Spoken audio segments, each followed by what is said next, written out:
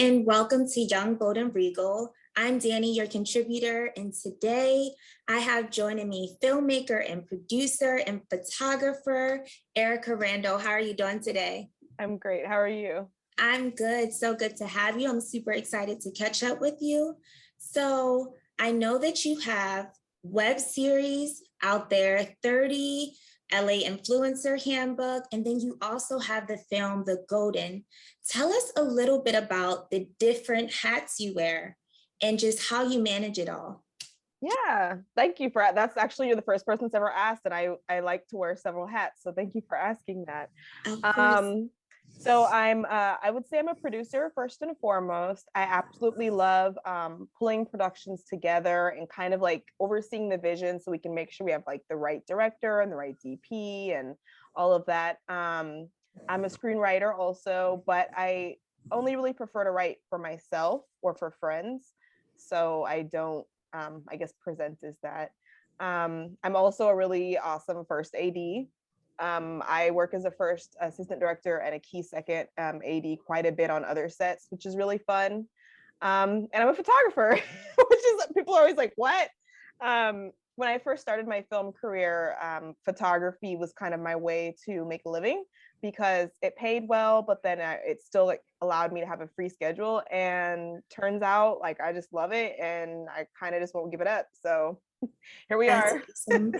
Yeah, so I mean, I imagine that at an early age, which has opened you up to the realm in the world of just all of this because it's all artistry and it's just amazing what it is that you do. Like, not only did I find out that you did photography, but you started your own websites, you're very hands-on, Thank you. in all of your craft. And I love that. I'm a Gemini. I'm a Gemini too. Oh, I love that. Yeah, and I just like you, we like to do everything. Yep. But that makes sense. That makes sense. Yeah. So yeah. So did you get into it at an early age or just I did. I actually had an entire print modeling career as a kid. It kind of started from curiosity of how people get into the TV. My mom was kind of like, well, I want to show you. So I kind of toyed like with the idea of doing acting. It was not for me. But I really, really enjoyed print modeling. And from there, I did like a little bit of stuff. Like I did a little parts on like Hanging with Mr. Cooper and stuff like that. And like, I just always really liked the industry as a whole. And I kind of like the chaotic nature of it, which is kind of weird.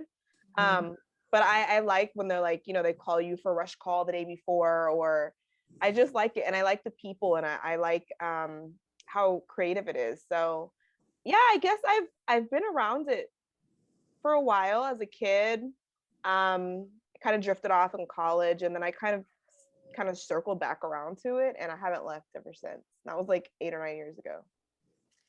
I love it. I love to hear it. So just to get into a little bit of the stories that you tell, what I found to be extraordinary and very interesting and very strong and powerful is that you tell a lot of different stories for the LGBTQ plus community. So talk about how important do you think that is that these stories are told? Yeah, absolutely.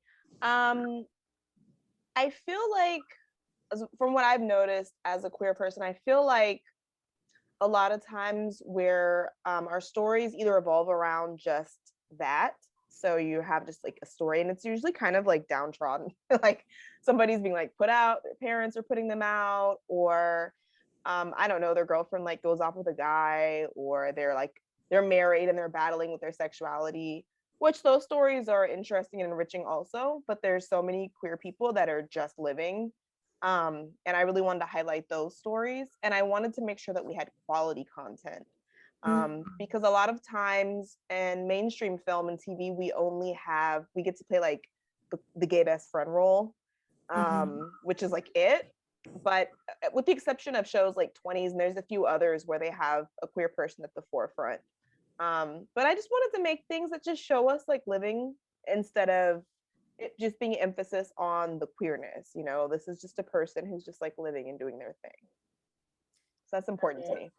That's amazing. So, when you created these projects like 30 series or LA Influencer, or, just this short, amazing film that you created, are there any like obstacles that you had to overcome along the way?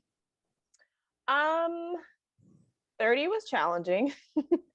I was still kind of learning like the mechanics of what it meant to produce. And there were just some little like things that happened on set. Like one day we lost all the audio for the day. Mm. So yeah, that was like a big L. So did And you guys like have to go back and we did.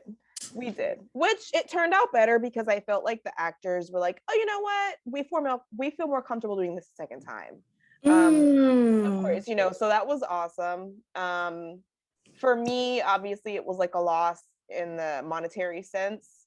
But I shot a pilot for 31st, and then we did a couple screenings, did like festivals, and then we crowdfunded the rest. So it was actually the pilot that we lost audio on. mm, So it by the time we circled back around to filming it again, people had moved and it just got crazy.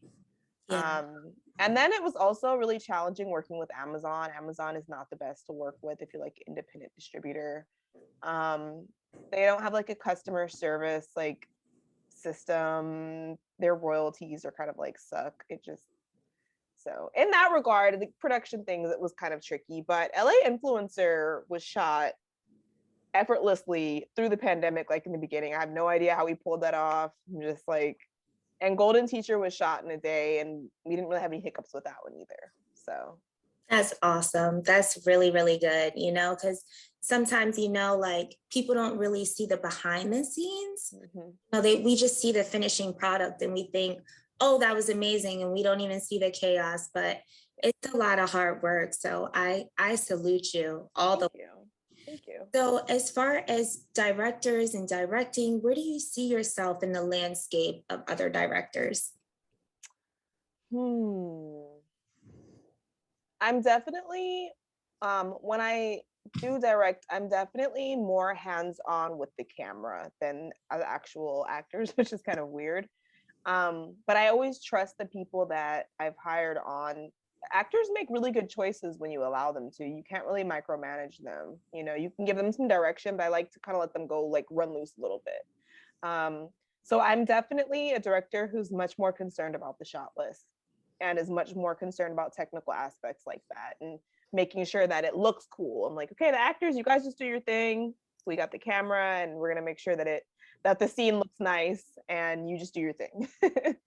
Wow, that's so interesting. And even still, like just making sure everything visually looks right, like behind that camera, that's vital. You know what I Yeah. mean? That's also super important. So Yeah. for I you, think it comes from me doing photography and I just was going to say that. yeah, I've got a really good knowledge of lenses and shots and cuts and these different things. So I just enjoy that part a lot. So cool. Thank you. As far as like, staying inspired, because obviously, you do so much. And as far as like directing and producing and photography, and just like, again, like we said, being so hands on and, even acting and modeling, how do you stay inspired? Like, do you watch it? I mean, do you look up to anyone in the industry, or are you watching any films? What do you do to stay inspired? To be completely honest, my life is very random. And it feels like a sitcom like 90% of the time.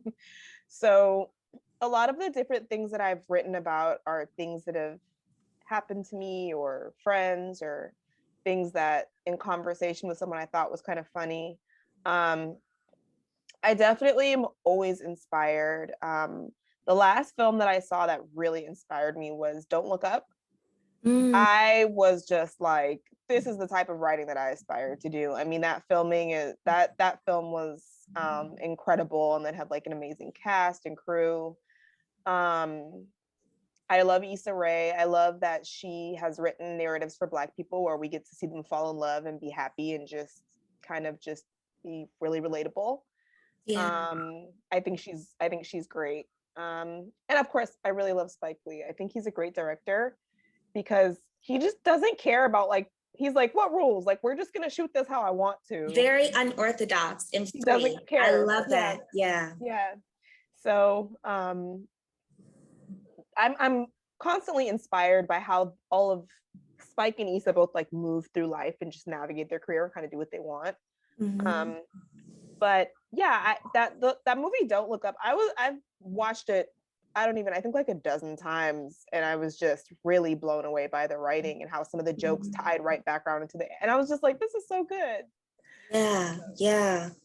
Well, I like how you mentioned that, just um, sort of being inspired by just your reality and just freedom. I think that's so liberating. Sometimes I think producers or just people in the industry in general, sometimes we get so tied up with just the mundane and the regular protocol and instructions. And it's like when it comes to telling stories, you want to have that freedom outlet. You want to let it breathe. Yeah. Just be itself. Sometimes I think projects that are in its natural just habitat, natural nature is like the best. And I feel like I see you do that a lot in your films and your projects. Is there any up and coming projects we can be on the lookout for? Yeah, yeah. So I have two that are definitely gonna go this spring, summer-ish. LA Influencer Handbook season 2 is coming. I'm really excited about it. I've just been dragging my feet because episodic is hard, it's just a long process. Um, and we just finished all the outlines for that. So that's amazing. And it's gonna be 8 episodes this time instead of 6. And then I have a short film called The Staycation. It always sounds so crazy when I say it. It's like a horror comedy, and it's about these girls that get trafficked out of an Airbnb. I swear it's Oh, funny by the end. Yeah. yeah. I was like, wait, but this sounds so real. Like, Yeah, for so sure. cool. So that's gonna come. We have a cast and crew assembled. I think we're gonna shoot that at the end of March. And then The Golden Teacher is on the film festival circuit right now, which I just have like a hunch it's gonna do very well. So I'm just kind of just waiting for that. So yeah. So exciting. We are so looking forward to all of your new projects. Last but not least, before we get out of here, if I had to ask you in 5 years, maybe even 10, where do you expect to see yourself in the next 5 years? I expect to see myself with a huge table for everyone to sit at.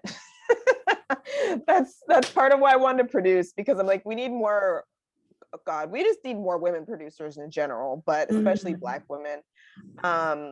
And I really just see myself having successful production company and being able to help other people get their things off the ground.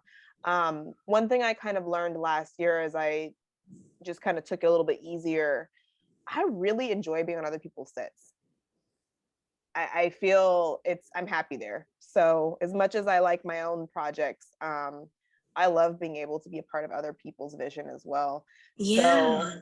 yeah, I just want to I really see myself in 10 years, I might even take on managing some people. I've thought about that, managing talent, but right now, next 5 years, definitely just giving, crew and cast opportunities and doing lots of film. And hopefully I'll have an Emmy by 5 years. That would be nice also.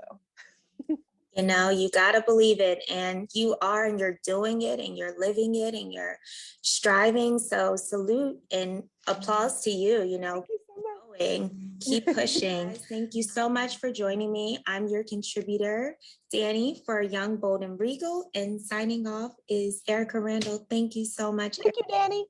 Thank you. And I wish you all the future success and all the endeavors that you touch. So much. Yeah. Likewise.